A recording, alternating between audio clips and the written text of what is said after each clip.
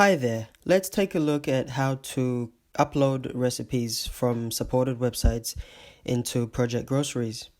If we start from this create recipe page, the first thing we can see is that we are on the manually option and we don't want to create recipes manually, so we need to select other. And now we can see there are two options for how to create recipes. We can either search for shared recipes or fetch a recipe from a link, which is what we want. To see the supported websites, we can expand this section here, and these are the supported websites.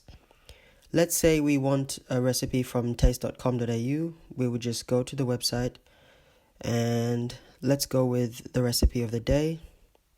And now all we need to do is copy the link to the recipe and paste it into this input box and submit. And now Project Groceries will go and fetch the details of the recipe.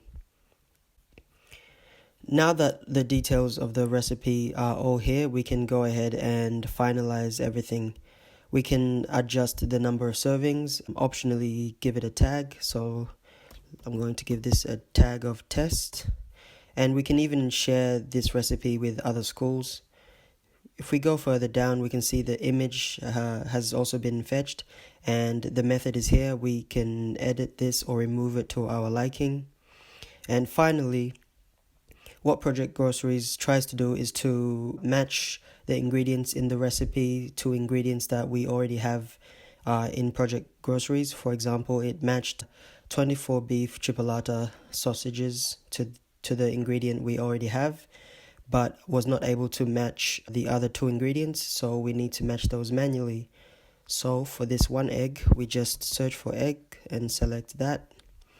And we can add a preparation method, so these eggs are whisked. And also for these 4 rolled puff pastries, we can just say, we can select this ingredient and we can say ready rolled as the preparation method. And now that all the details are finalized, we can go ahead and create the recipe. And just to confirm that the recipe has been created, we can go to the recipes page. Here is the recipe we just made.